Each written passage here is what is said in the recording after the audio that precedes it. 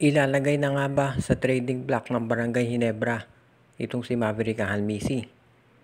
Marami nang nakapupuna, kabilang na yung mga nagko-comment dito sa ating mga video na ito si Ahanmisi ay hindi na consistent maglaro.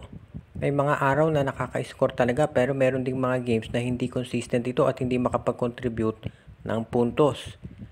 Marami nga nagsasabi na hindi ito yung tinatawag na pwedeng go-to player ng Ginebra at doon sa Game 7 nga nakita natin na naging limitado ang contribution nito kumpara dito kay Scottie Thompson.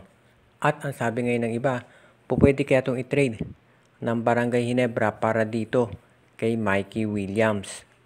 Alam natin na ang TNT naghahanap ng isa pang scorer dahil hindi sila pwedeng aasa na lamang dito kay Calvin Optana at kay RR Pugoy.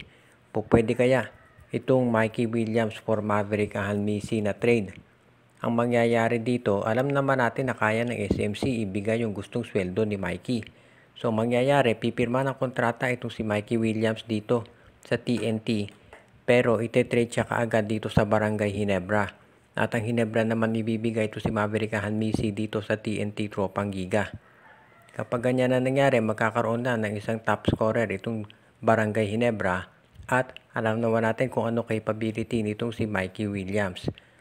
Samantala naman ito si Maverick Ahanmisi, magkakaroon ng bagong team dito sa TNT at makakatulong na niya sa scoring itong si RR Pugoy at Calvin Optana.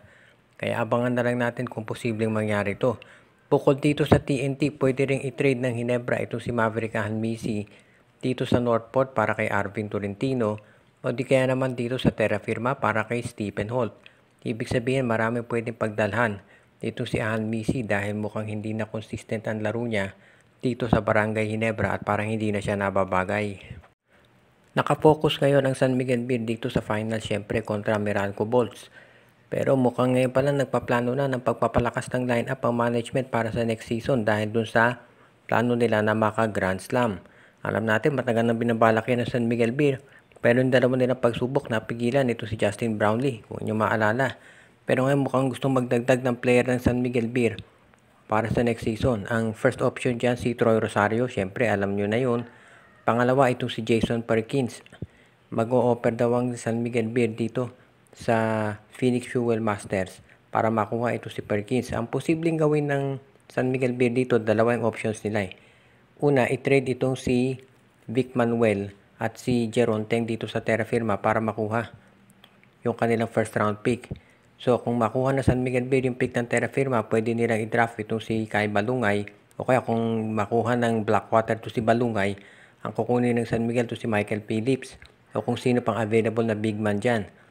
Ang isa pang pwedeng gawin ng San Miguel Beer ay yung pick ng Terra Firma ay ibibigay nila dito sa Phoenix Fuel Masters kapalit ni Jason Perkins.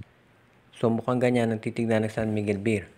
Ibig sabihin, pwede rin na ang gawin ng San Miguel Beer ay kunin nito si Isaac Go mula dito sa Terra Firma Jeep kapalit ni Vic Manuel.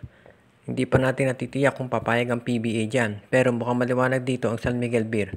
Magpapalakas ng lineup para next season dahil syempre ang gusto talaga ng management at pati na nung big boss nila na si Ramon Ang maka Grand Slam na itong San Miguel Beer.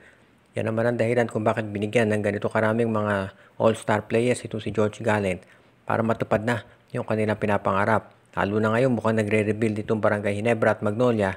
So ito na talaga ang pagkakataon sa SMB na samantalahin ito.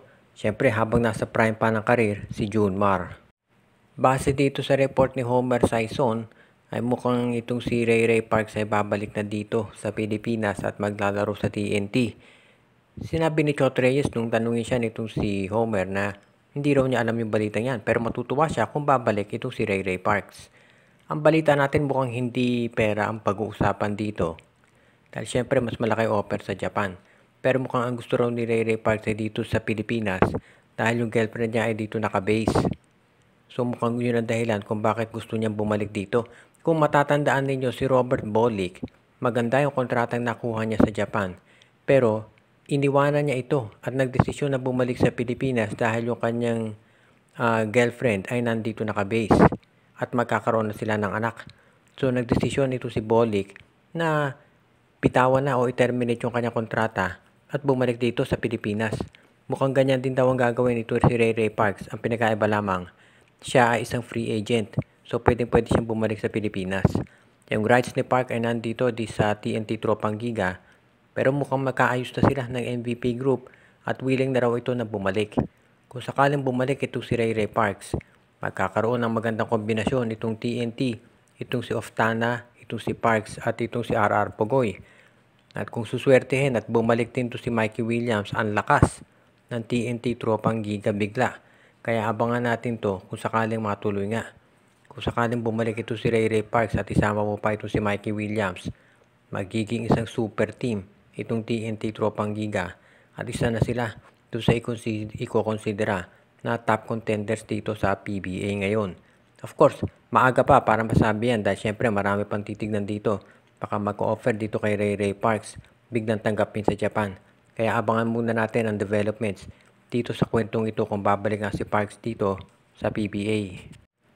Sa ngayon, nagpaplano pa rin itong Magnolia Chicken Templados na i-trade itong si Gio Halalon pero naghahanap lang sila ng iba't ibang mga teams na pwedeng puntahan ito. Dahil sa ngayon, syempre maraming interesado dito kay Gio. Yun nga lang, syempre ang Magnolia nag-iingat din at pinag-iisipang mabuti kung sino yung pwede nilang ipalit. Ito si Gio Halalon, obviously mataas ang trade value niyan dahil isa siya doon sa mga rotation players nitong si Coach Chito Victorero at alam natin kung ano ang kayang gawin nito si Gio. Kaya syempre ang Magnolia hindi naman yan basta-basta i-trade kung kani-kanino na lamang. Kaya abangan natin kung ano mangyayari dito. Pero ang maliwanag, itong Magnolia Chicken Templados, hindi yan basta gagawa ng mga moves na hindi makakabuti doon sa kanilang kupunan. Kaya titignan nila kung saan yung pinaka-best value dito kay Gio Halalon. Ngayon, asahan natin na ang Magnolia makakakuha ng maraming offers yan. Hindi lang dito mula sa Phoenix, Converge, Rain or Shine. Dahil yung laro ni Gio fit to sa mga nabanggit na teams, pati na rin sa MVP Group. Sigurado may magkaka-interest yan kay Gio. Pero kinakailangan ng Magnolia pag-isipang mabuti kung ano ang gagawin nila. Kung guard din ba ang kukunin kapalit ni Gio o isang big man. Kasi hindi pa natin natitiyak baka si Paul Lee ang susunod na i-trade nitong Magnolia Chicken Templados dahil alam natin na matinding revamp yung gagawin nila at posible na madamay pa ang Magnolia dito sa gagawin din na upgrade sa lineup ng Barangay Ginebra. Dahil nga alam natin itong Ginebra nalaglag dito sa Meralco Bolts. So kinakailangan na gumawa ng paraan si Coach Timcon para mapalalim yung kanyang bench.